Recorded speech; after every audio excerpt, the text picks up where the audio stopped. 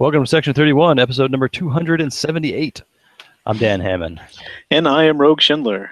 That's right. And we haven't recorded in a while, so we've got a lot of things to talk about. We've got a 1E spoiler for a crossover set. We've got some DragonCon catching ups to do. We actually had a tournament that both of us attended. Say, not only was there a tournament, we both went to it. Yeah, and we had triples afterward. So we'll talk about that probably for a while. Anything else happened in the last few weeks? Cards have come out. Spoilage. Yeah, we got a date for a crossover. Yeah.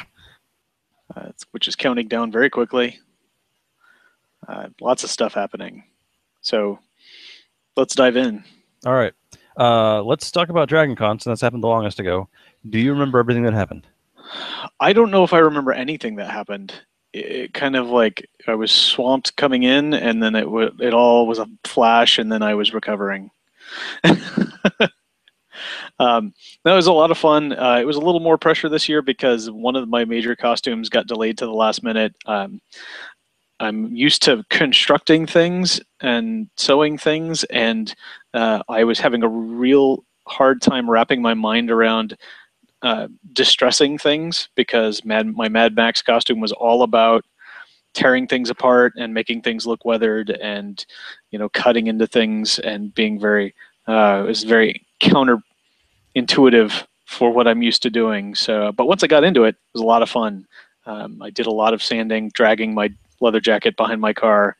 How'd that work out, by the way? I was worried that it was just going to have one spot was going to be worn too much, but it bounced around enough that I got a lot.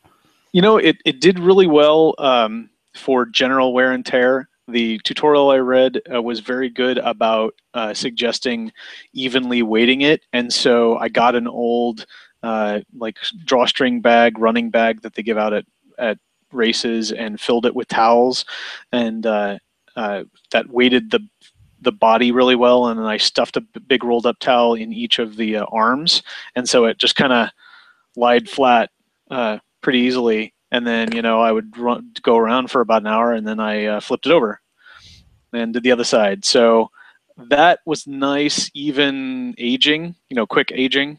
And then I got it home in the garage and took a Dremel to some of the seams and the edges, and to get the that really worn, the bits that get worn more than everything else. Yeah, sure. And I was really happy with it, and then I I look at some shots of his jacket, and some of them are really, like he clearly got dragged along one shoulder at one point, and there, like there's a rips, and one of his arms is completely cut off, and the other one has got a big rip in it, and you have to, it's stitched back together, and so I get to do all that, and yeah, it was a lot of fun, and since I'm talking about that costume, even though it was one of the last ones I wore, that we went to a photo shoot. We're like, wow, surely there's got to be a Mad Max photo shoot. It'll be fun. There'll be some people there. It's pretty popular this year.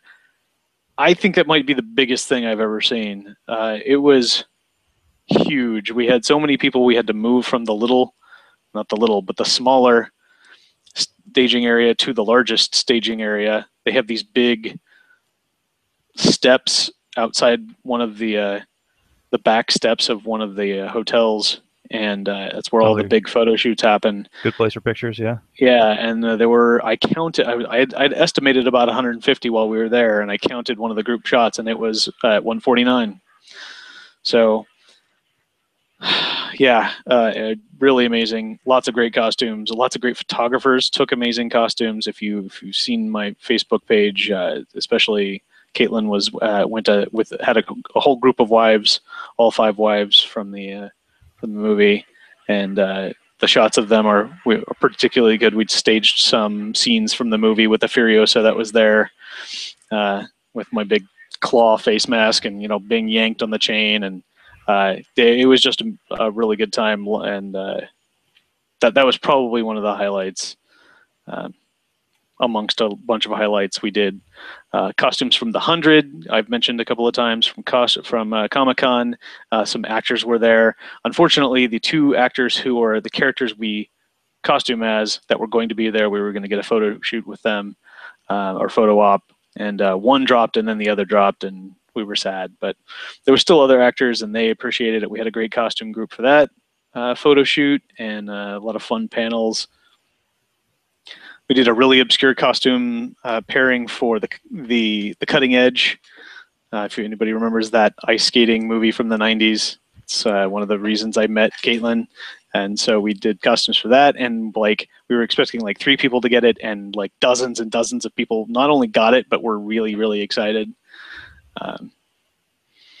We did a fantastic avatar photo shoot in which we had 3, almost a full cycle. Our Kyoshi dropped at the last minute. I was so sad, but we had Korra, Aang, and I was Roku, so we got some nice shots of the 3 of us, kind of in perspective. Yeah. Down the line of avatars. Mm-hmm. So that was really cool. We had almost 75 people for that photo shoot, and some of my friends, both the Korra and the Aang that we did a separate shoot with after, were friends of mine. So that was really cool. Just a lot of really fun, bizarre groups. We had an almost record number. Well, we at the last minute, a friend who subbed in for Indy last year in our Indy group, because our original Indy was back, Caitlin's brother rejoined us as Indy. He threw together a Marcus Brody costume, which you'd be like, what's a Marcus Brody costume even look like? But as soon as you see him, you're like, that's it. That's why he's got the light hat and the sort of sand-colored suit, and he is an actor by trade, and so he came in, and even though he's like 30 years too young to be Marcus, you immediately bought it because he was. Oh, what happened? We immediately bought it. Anybody speak English here? Oh, and he hung around with Henry, and he did it. It was fantastic. My only regret, probably for the whole weekend, is that we only got to do that group for about 2 hours in the evening, and we just couldn't schedule it during the day when they were doing photo ops, because Julian Glover, who played Donovan, was there, and I just really, really wanted to go get a picture with him with our whole group. But we couldn't even find another time when 3 of us were together, much less all 5 of us. So it just didn't happen. Hopefully they'll bring him back another time and we can get that. That's funny. That would have been a good one. Any Trek related sightings? There were some Trek panels. I caught Terry Farrell's panel on DragonCon TV. And unfortunately, the feed was weird, and they cut it off halfway and then started it over from the beginning, and we couldn't watch that. Still some weird issues with Garrett Wong moderating all the panels, since he is I don't know if I've mentioned that before, but he's kind of taking it over, right?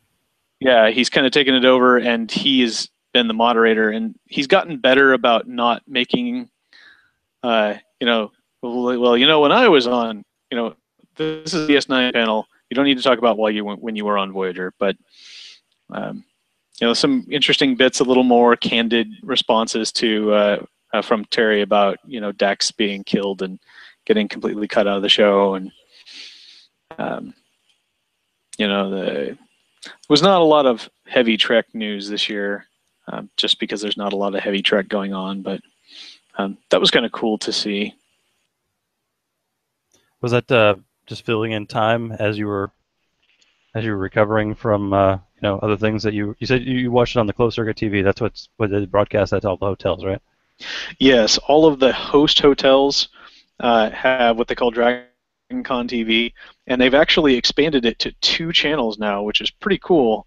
So they have live broadcast and then rebroadcast panels from throughout the day on the current channel, and then they have DC TV Land, where they play panels from previous DragonCons. So, like if a rebroadcast of a panel you were at is on, and you don't want to watch it again, you can watch the other channel, and maybe there's a different panel that was on. So that was cool. Neat. All right. Did you see any of the folks that were playing Trek, or did you stop by? I stopped by exactly twice, and both times I was able to find their area because they had a nice banner hanging from the little just like the banner style posters. They'll said, Star Trek customizable card game, hanging from the drop ceiling panel. But both times I went by, there was not anybody there playing. Oh. I did see some people playing My Little Pony, and I was almost stopped. The friend that I mentioned from Gen Con was there. She was there to play exclusively to meet people from the 100 and play My Little Pony. But I didn't get a chance to join. And at one point I was in costume, so it might have been weird anyway.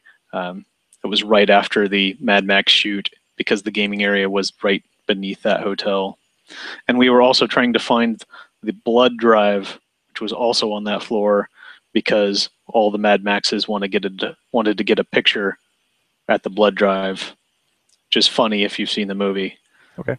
Because they string the bad guys capture him and string him up as a blood bag for their soldiers, and he spends about a third of the movie like that, and they constantly refer to him as blood bag. Come over here, blood bag. And so we were like, hey, all blood bags to the blood drive for a photo shoot. All right. Well, have you recovered from your journey? Because you usually go a couple days before, a couple days after, right? Yeah, and that has paid off. We want to get there and relax, settle in, and then after it's over, have time to recover without, if I'd come.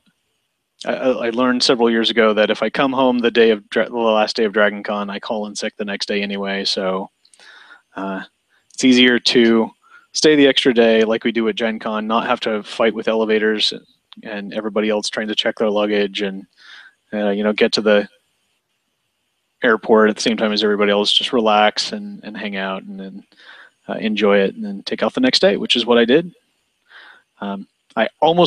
I would have gotten back in time for softball, but I told them that I would not be there on the off chance my flight got delayed, because as soon as I commit to that, then my flight would get delayed and they would be short a person. So I figured that was a bad idea. That's usually how it works. Yeah. But yeah, it's been nice, relaxing, and I even got a chance to, we got that nice new workshop area in the garage after our renovation, which was fantastically useful getting costumes ready. Yeah, it's a huge advantage. Disadvantage is we now have a nice big expanded area in which we have to additionally clean up afterward. I was gonna say, you sound like a nice dumping ground after you got back too. All right. Well, I can sadly close that tab. That's not important anymore. All right. Well. Oh no. Yeah. Well, it was 14 innings. What do you want? People in Chicago are happy. After that weekend, we had a free weekend, and then last weekend was a 1E tournament. This was originally scheduled for a couple of weeks ago. We couldn't get enough players, and we had 6 show up at the Arby's on Saturday for a round of 1E, and I think everyone was playing a deck that was either new to them, or at least everybody I played. Everyone sat down and was, all right, this is something new. We'll see how this goes. I played against you. I played against Johnny, and I played against JD. Did you get to play against JD? You didn't get to play against. We were planning on playing a round robin, but I think we decided that after the first round, and we were making the pairings. We didn't do the round robin plan where you rotate everybody around. Especially with a small number of people, you have to do that, or you're almost certainly going to run out of rounds. Yeah, there's a chance you can get it right, but it didn't. We didn't even get to a 4th round. We got 3 rounds in, and then the pairings didn't work anymore. So that was it.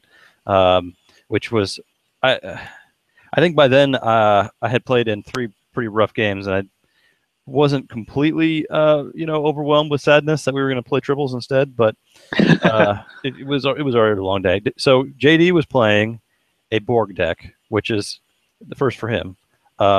He got it from I think Jeremy Huth had one online that was They Will Be Coming and assimilate, go back in time, stop first contact, and then do a salvage starship or something for the win. All right. There was another objective in there in case, and in fact, in this game, He did Salvage Starship first at Wolf 359 for 30 points, and then went over. Unfortunately, I killed his data in a random selection, his counterpart. So he had to just dig for one for a long time. Oh. And I don't think he ever drew into it. His Locutus and data were gone. So he wouldn't have had it to do Earth. I'm trying to remember what dilemma it was that got him, but I killed him with something, and he went away. He had recycled him using the of nines to get cards back in your deck, but he just wasn't able to go through it fast enough. Yeah, that's like the one thing that is not a good way to pull out is the counterparts and the Yeah. queen. Yeah, because they're. I mean, it's you only play with so many of them, and they're the one vitally important cog in the Stop First Contact deck because you have to have the Yeah. counterpart to get to clear out the home world and then go back in time and take care of it. But I was playing. I was also playing something different. I had originally printed this out to take with me to Gen Con, but I did not. I was playing too much Pathfinder. I didn't get a chance to play it. So there's been some changes, like, In the Zone is gone, and a couple other things have happened since I originally printed the deck out. So I made a few changes to it this time.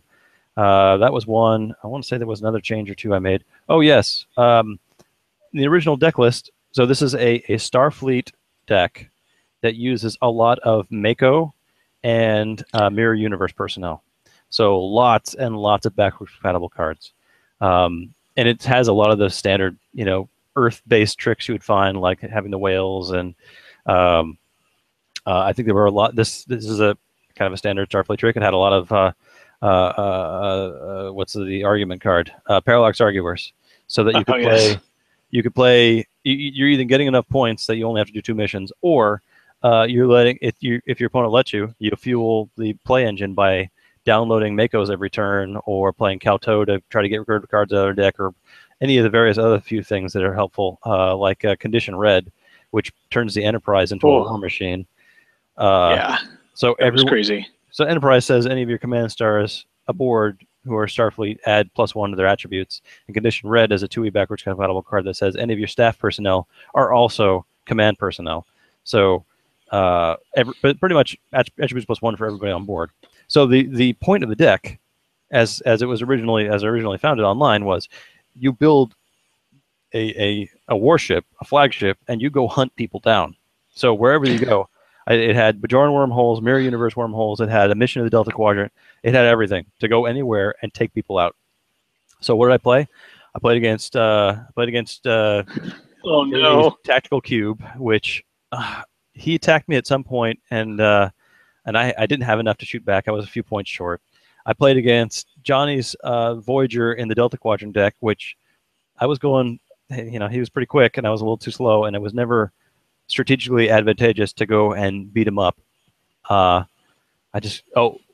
Because he made a point of never giving me any events to play.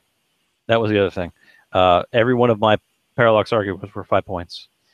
So I had about 30 points off of that. But wow. Yeah, that was just a decision he made. He said, I've played the deck before, and this is how you do it. You don't ever give them any events. You let them get the points, because if you let them play events, then things are just going to start happening. The deck goes faster. The wheels just start moving, and then you get a massive ship, and then you solve all your missions. And then I played against you, and you were also playing a Borg deck with 2 cubes running around that I couldn't do a thing about. So had I gone on, I would probably played against Charlie, and if I heard properly, he was playing Hirogen, which would have been another battle thing to try. And then I don't know what Thomas was playing. You have to talk about that later. So that would have meant that maybe I think it was Cardassian, Romulan, or something. Yeah, Romulan Cardassian, which would have been tough again because he had many ships all the time. Yeah. So it was a tough day, but I wanted to play with all these personnel. Their personnel we're looking at the design side, so I want to know how they work together and what the Makos did together. I was kind of not really impressed with the Makos. It was fun to download, anybody you want. There were a couple engineers that were great to download for Visit Cochrane Memorial. They all have interesting game text, and in this deck, you're always going to have at least 3 of them together, so usually they all turn on. But I never really found any of them to be particularly useful. I think I used Sean Hawkins once to save somebody. as he and someone else were randomly selected to disappear. I think it was spatial distortions or whatnot. So I was about to lose control of somebody or command of somebody. So he stopped, and I didn't lose command of that person. But what hurt the most is I think I hit that in both of the games, except against you, I think. I hit that spatial distortions. Is that's the one that was just recently errated, right? And came back. 2 personnel cutting greater than 14. Oh yeah, yeah. That one's well, tough. It's really not so bad if you're playing Starfleet, because Starfleet have a bunch of silly attribute personnel. The only problem is I had a lot of second edition personnel, and they're all 6s and 5s, and even paired up with DePaul. I think that was DePaul was the one I saved because it was all right 9 and 5. That's not greater than 14, is it? All right. No.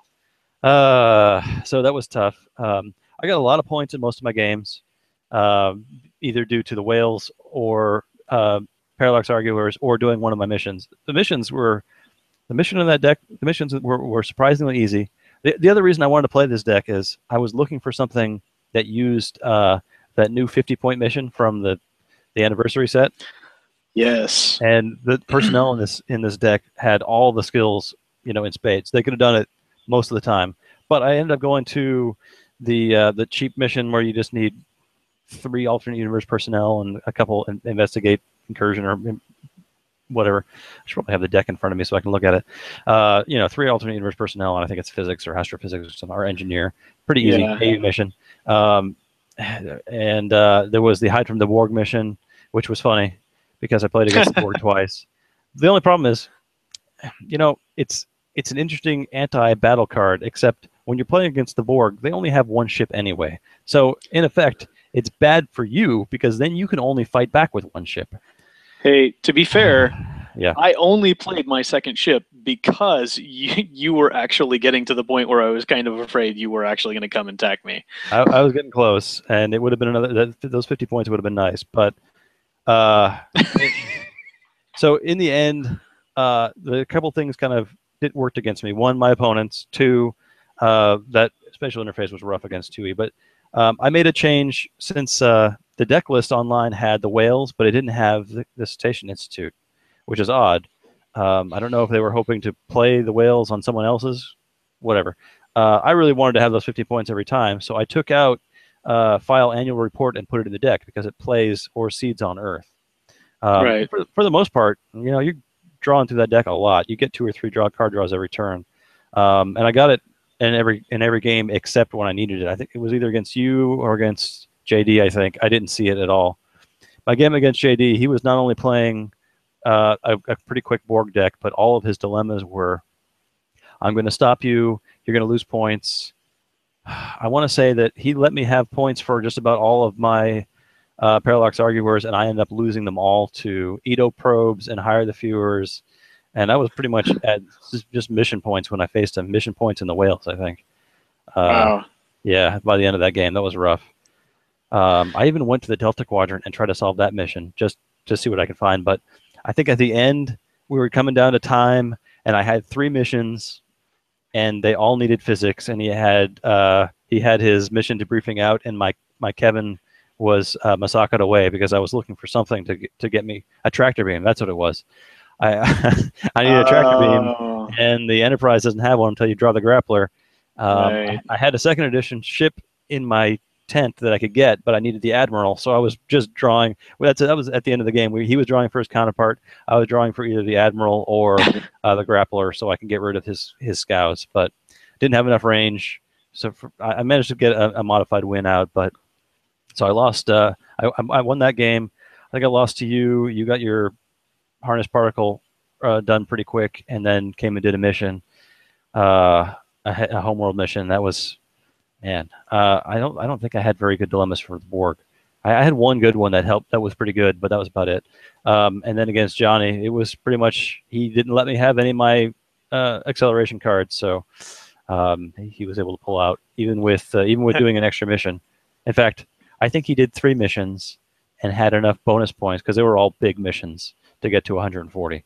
Right. Yeah. I find it interesting that both the other players went the other route of always giving you the points, because I've always felt like anytime I give points, I end up regretting it, and that ends up being what turns the corner.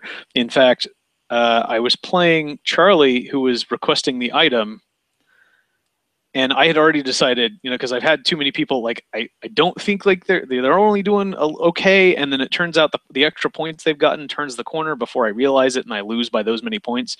So I made the opposite decision. As soon as you dropped that first pair of luck arguers, I was like, play whatever you want. I know when I get to my stuff, I'm going to be blowing through it, and so I'm going to be good and follow the script and bide my time and just, go ahead and play whatever you want. And if I had let Charlie have any points, he hit my dead end with 45 points. Wow. Yeah. All right. So I was like, I could see it going either way. I definitely see Johnny's point of, because my point is, well, if I give you too many points, that's a mission you don't have to do. So you're going to save all that time. But I guess Johnny's point is, if he lets you play all that stuff, then you'll get through all of your missions quicker. So yeah. it could be a toss-up. Did you happen to know what Charlie was going to play those times that he was requesting the item? No, I mean, well, yeah, I do, because he played it. I always let him play the card. I never gave him the points. Was it acceleration stuff or just extra free plays? They were just extra. I think one was an event, and then a couple of personnel. So it was just another way of getting a free play. It wasn't like the way your events were working, because yours have to be events. Yeah. Whereas he can play, whatever card he decides to wager. So he was playing Hirogen and holodeck stuff? Yeah. Was it the Iden route and the team of holograms, or just happened to have the holodeck and a few things? It was a bit of each. He had holograms and the holo projectors that he dropped on a planet. I happened to get lucky and have played my Edo Probe Dead End combo where he decided to put his artifact, which was his method of turning the corner without having to go to the Alpha Quadrant. He was going to Genesis device and double the points on one of his planets, and he couldn't. He stalled out because he was at 45 points, and that gave me enough time to catch up. But yeah, he actually got through a space mission pretty quickly, which hit Cytherians, and that was the ship that one was on. So I was like, all right, there's been a change of plans. You're coming right towards me. Lost her own? Yep. Nice. You're well. I was gonna say thank you, but you should really. All your compliments to me should just be reflected back at you, because I'm literally playing with your deck plus 5 cards and a script that you gave me 5 years ago or 4 years ago. So I at least studied it up again well enough to go, okay, well, this is the play here. As we say during Tribbles, the book says, if I'm in the Delta Quadrant with you and you're got a Borg, you're more than likely going to have a Borg. So it's going to behoove me to slow you down by making you fear me and assimilate your guy. And since he was already down here and I could easily do it because I had Gowron, I blew up his ship with about a dozen people on it, 10, 12 people. He still had another ship with some other people, so he wasn't completely rebuilding, but it slowed him down enough to give me a little bit of breathing room. So yeah, he definitely had a sufficient, about 50-50, I think, Hirogen with holograms, because he had enough people to be out doing that, and those hunter ships just keep coming out. So I was glad to weed one down so I could not have to worry about losing 50 points or him gaining 50 points off of my tactical cube. And so you played against me, you played against Charlie. Who was your third game? Thomas?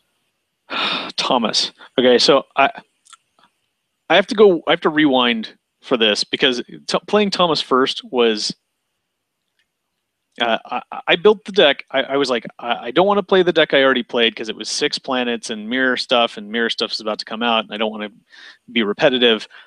But my Braid Fright, I don't have time to create a new deck. What can I play that's just mechanical that I know what I'm going to do? Oh, mechanical.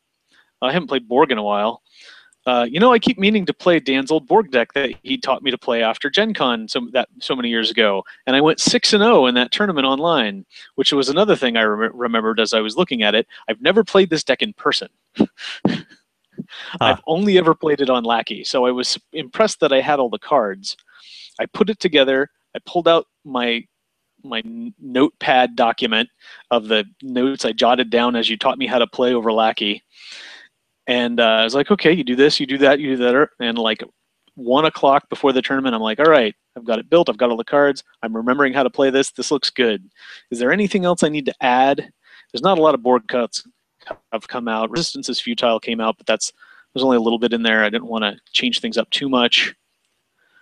And all these other stuff has come out, TNG, DS9, none of that matters. Oh, wait. There's the thing in TNG that came out called General Quarters. And completely destroys how this deck usually plays, as by my recollection. It was a massively personnel downloading, yeah. It got around Shapeshift Inhibitor because Shapeshift Inhibitor excludes Borg, and that was the anti-download card before that. But yeah, it downloads a lot of cards. Convert, you get 3, 4, 5 card draws per turn with various things and convert them all into drones. And I was like, at that point I almost dropped. I almost emailed Charlie and say, yeah, I can't come. My deck doesn't work. But then I was like, okay, well, there's this other stuff. I threw in some allocate resources because you can download that. It's an adapt card. So I could easily get to We Are the Borg. I was like, well, if we have a few more card draws, we've got several plays, maybe I can do it the old-fashioned way. It's not going to be the super fast machine that it once was, but it will still be decent. Maybe I won't completely hate my life by the end of the tournament. I played through it a couple of times and was like, okay, this is not warp speed, but it's chugging along at, full impulse. So we'll give it a shot. And then I get to the tournament, and I'm paired again. I spent the rest of the turn, the time before the tournament, adapting it to the current meta, relearning how to play it a bit. And the first round, I get paired against Thomas, who doesn't play with the ref side deck. Who doesn't play with the ref side deck on principle, which meant I was suddenly weapons free, and I had to. I literally I thought my brain was going to explode because it's like, I know how to play this. I have to relearn how to play this. And not only, now I can go back to playing it the other way, and then I will have to relearn it how to play it a third time. Yes. And so I blame my timed win on the fact that even though I was trying to remind myself that I could do all this stuff, I had come in expecting to do a scripted game, and I had adjusted my script.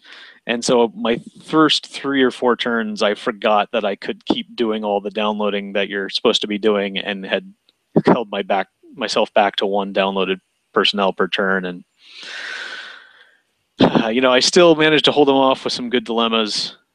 Thank you, and do some good. I got my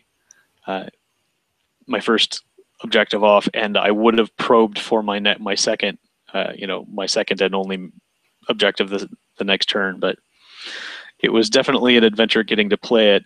And then somewhere along our game, fairly early, at some point I had the epiphany or the realization, the remembrance that you can still download those cards in place of card draws. They just can go to your hand. Right. Yeah. Especially if you've got a lot of free plays, you might as well just. I mean, it'll stall you a turn, but right. But it's not. It's just that first turn. So you get all those cards and they come out the next turn, but you're still basically doing the same thing as just a rolling sort of system. And so once I realized that took me from full impulse back up to, I don't know, warp 7, maybe 8 instead of 10, but or 11. So that was very helpful, and that picked me up in my game against you and my game against Charlie. And I joked with Charlie because I kind of had sidebarred this to him when we started.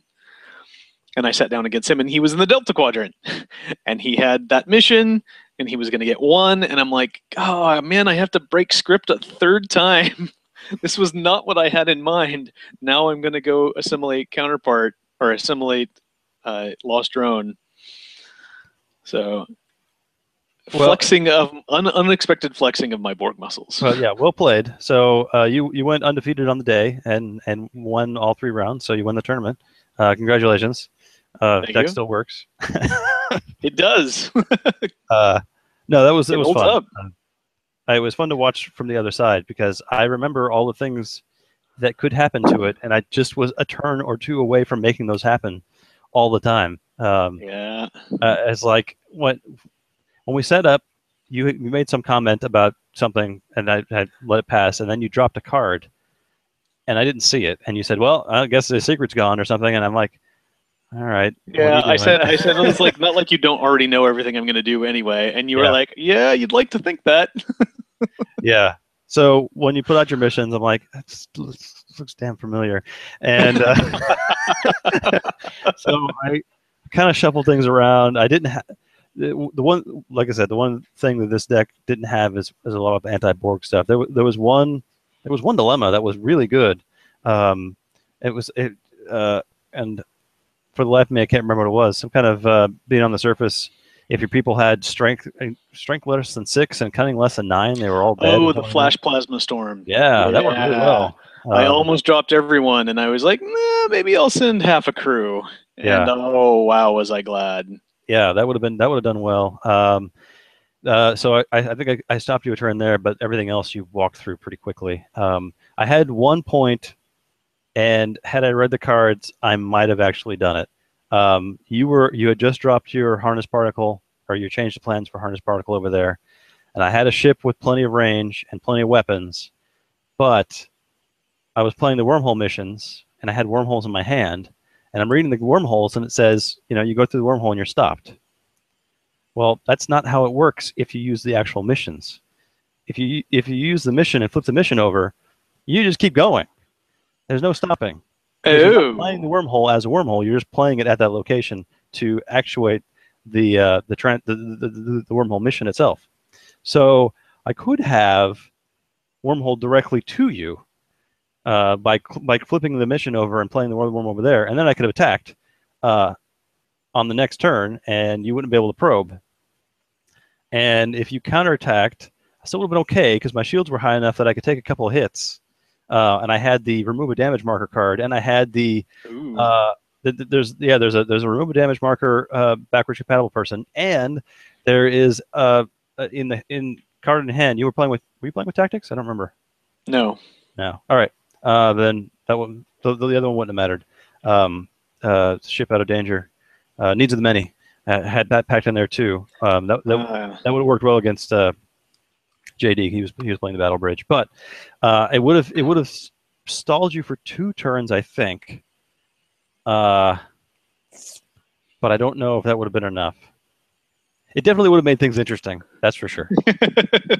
Yeah, I remember we were talking about it at the time, and you were like, "Wipe the board. Both of us start over." Yeah. Like and he was like, "Yeah, no." And I remember thinking, well, if you do that, you can keep me from probing, and I'll lose my objective, but I will have the turn that it counts down to blow up to get the hell out of Dodge. Right. And then you will be stuck there and blowing up. And so you'll have thwarted my mission, but I will still have a cube to run over and do a different objective, whereas you would have to start over. So I was like, go for it if you want to. Yeah, I think it would have been an interesting play. Turns out it would have been the right play because I lost. That would have probably made a difference. I feel like I could have rebuilt. You probably, and knowing the deck, losing that objective would have made things really difficult for you because there's. Well, it would certainly have slowed me down. I don't think I would definitely not have been within reach of a full win.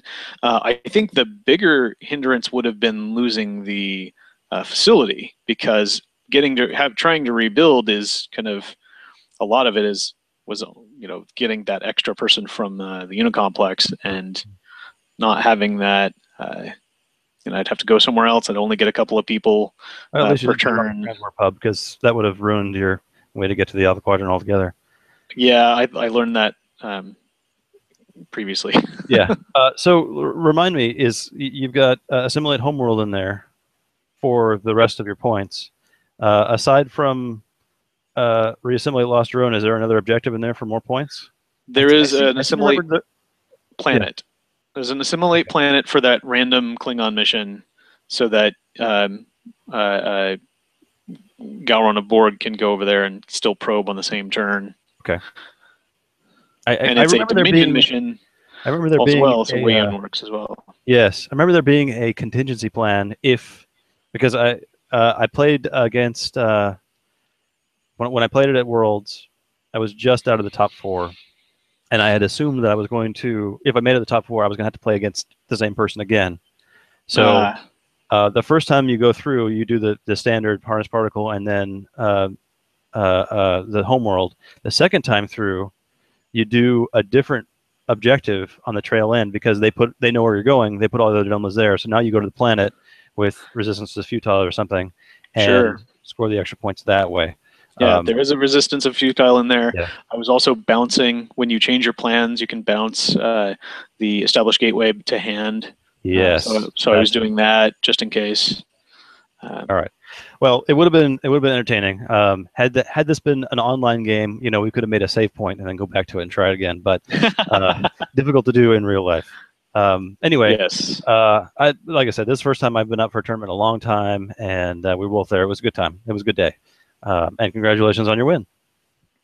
Thank you. I was excited. I was a little disappointed that at first I was excited that we got to play triples, but knowing that Johnny was playing in the Delta Quadrant and JD was playing Borg, I kind of bummed not to have got to play those games because they would have been really interesting. JD was Alpha Quadrant only, so there probably wouldn't have been much interaction until mid-game. Although, yeah, and he was going for different headquarters since he was going for Earth, so that would have been a weird game. I think. Man, I don't think there's. Looking at the dilemmas, it was, just things to slow you down. I don't think it would have mattered very much. I think he would probably walk through that in the mirror match, so to speak. I think you would have had an interesting day against Johnny. You probably would have had a chance to reassimilate 7 because he played her pretty early on, and blowing up Voyager would have been fun. On the other hand, I don't know if he was playing in the landing stuff, so he might have been able to play keep away from you while he was doing his big missions. With the blue alert, yeah. Yeah. So anyway, good showing, and then we played triples, and this is the first time a couple of the locals got to see the trouble piles, so that was fun. Yeah, I had to remember how to play. It's funny because I immediately came home, and I think either the next day or today, sometime in the past couple days, I made a new triples deck for the first time in a while because I remember seeing some things at Gen Con I wanted to try out, mash a couple of decks together. So nice. Next time I'll bring something new. That'll be fun. But once again, you won again. So congratulations for the double win, right? You went over 1 million. Were you playing everything bleeds together? Discard Tally Masaka. Yes, discard Tally. Yeah. So you went out a lot, right? Not for a lot of points. It was a lot of Tally points, right? The early ones were not for a lot. I went out for 100,000 and then 300,000, I think, and that was only because of that trouble coming up, where you have to mill a card every time. At the beginning of every player's turn, you take the top card of your deck, put it beneath, and I think I had the least amount of points of anybody at the table. If anyone else had gone out, that would have been a completely different match. That's for sure. Yeah. So most of mine were as the discard deck should, just trying to go out so that other people don't, and then I got a bunch of points off Tally, and then I got I went out for a lot later, which ended up being the over the top. Well, it was a good weekend. Good to see everybody. And I think Matt showed up and took Johnny's place for triple, so we still had 6 for each. Is that right? We did. That is correct. Very good. So let's see. What else should we talk about? We got the DragonCon. We got the 1E tournament. I know we've got a 1E spoiler. Spoiler. And we are going to skip over, since we're already long, we're going to skip over the animated series. We'll talk about it next time. So for those of you viewing at home, make sure you catch up. And what was the episode after What was the episode that we watched? We watched something about magic. Yes. All right. Why don't you start talking about the? All right. Well, our spoiler is an event, and it is a conversion, but it is a long-awaited one, I think. This goes back. This is a broken link all the way back to TNG, and I believe Kahless, Kahless the Unforgettable, has this special download of Warrior's Birthright, which is another card that goes way back. I believe that's either Premier or Energize. I want to say Premier, which means it will probably be Energize, but very early 2E. And it does essentially the same thing, but it's somewhat expanded to include some affiliations that you might think would also like to use a card like this. So it reads, plays on your mission. And these are affiliation icons, not spelled out races. Your Klingon, Kazon, Hirogen, Terran Empire, and KCA personnel may contribute their strength instead towards integrity and cunning requirements of mission and dilemmas here. This feels incredibly awkwardly worded for something that we kind of already know what it should do. Yes, it does pretty much what the other one did, except it expands out to all these different affiliations. So you can use, your strength instead of integrity and cunning for mission and dilemmas, right? Yeah. Now one thing that I always kind of felt like, and this I may have just been wrong the whole time, but this wording does seem to make an exception for, is I thought in the 2E version it was like you played it, and then you get to use your strength instead of integrity or cunning. But if you don't use strength, then you have to use integrity or you have to use cunning, whatever it lists there. But this makes it sound like you get to make that choice for each individual personnel based on these affiliations. So if you have some people who are this lists personnel, and it says they may contribute instead of these things. So, this guy's got more integrity, so he can stick with integrity, but this guy's really strong, so he can use his strength. Yeah, that's pretty good. Yeah. Yeah, that's nice and flexible. That's pretty good.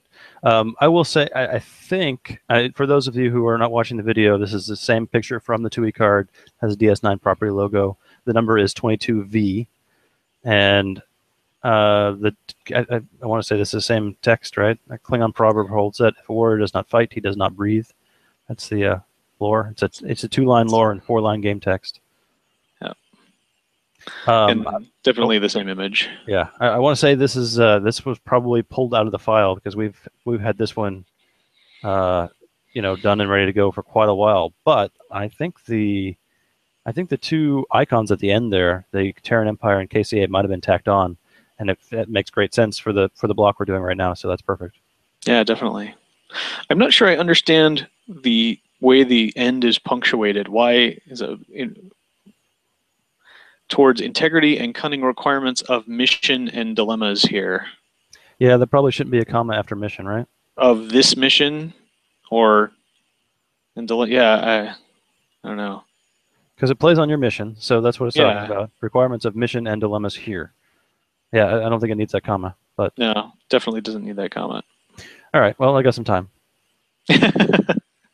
This, of course, has the bottom left little gray conversion icon, as it is a conversion of a second edition card. So one more card off of the big list, and as you said, this is certainly one that's been in the works for a while, broken link for a while, and it'd be nice to see. So definitely excited to see that coming out in the crossover, as well as all of these new cards we're seeing. There's some really interesting things coming out. I got to talk or chat over on the boards with a couple of folks trying to figure out how to best abuse one of the dilemmas on the that was shown, I think it was shown on the Twitter or no, that was something else. It's under the Seek Out New Life use thread. People are talking about the dilemma DNA security scan, which is a new one. Really strong. Yeah. There are a number of ways to get a number of objectives in your discard pile on the first turn.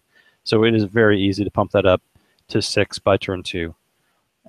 So that's going to be a 90-point wall, a 90 cunning wall, unless you're playing with scan cycle checks, you know. So for a couple of seeds, you can get that. You can play with pretty much a 1 or 2 card combo. You know, you imagine cunning 90, and then this followed by Cytherians, or the Oh, higher the fewer, or both, right? yeah, both. Yeah, that could be fun. What's it called? The one I was fearing all weekend. Um, Wharfs everywhere. Oh yeah, you have too many people. Yeah, Um, fracture yeah, time. yeah, yeah. That because you're going to have probably 10 to 12 people here to Yeah, do at this. least. So yeah, this for extra time and then Cytherians would be pretty rough. Uh, yeah, good conversion. That's going to be. I think it has some teeth. It does take some setup, and there's an out with that interrupt. But I don't think I've seen scan cycle check ever I played. was gonna But say, unless somebody's downloading it, yeah, this sounds like one of those interrupts that this seems like a good idea, but nobody plays with it until it's on a special download on somebody, and then it'll be get thrown in the tent. yeah. So a lot of good conversation going on the board. Check it out. A lot of new cards being posted every day, and I am actually there's a new article posted today as well about one of the oldest community members, Jeremy Commander, has a game on Kickstarter. So we've got an ad up for that. I'm really thinking about picking it up because it's similar to a style of game that a lot of us in our game group like, and there's actually a $10 option for just print and play. So I might be going for that. We'll talk about it on Friday during our normal game night, I think. Sounds good. But I All right. think we're at a loss for anything else, right? I agree. We've covered a con, we covered a tournament that we were both at, and a spoiler. I think we're going to have to save something to talk about for next week, including the animated series. So if you're following along with that, make sure you're caught up so we Once can Upon a talk about Planet. that. Once Upon a Once Planet is the Upon a name of it. Planet. Yep. That's the one. So that will be something that we can talk about next week. In the meantime, we are out of intelligence for this week. I'll give a shout out to Warp 11 because they rock. Thanks to everybody who came out to the tournament this week. It was great to play with everyone again and have us all there. That was a lot of fun. And I look forward to doing it in 2 weeks. There's a 2-week tournament. And then likely in 2 weeks after that, we'll have another 1E tournament, maybe some sealed or draft. I bought a tin at Gen Con, and I'm very eager to make use of that. So we'll have to talk about that. In the meantime, it was an interesting idea for tin draft floated out there. I think we should look into that. But anyway, yes, we'll talk about that next excellent. time. All right. In the meantime, I am Sir Rogue. And I'm Sir Dan. And I will remind you all to expand your power in the universe. And I will draw to end.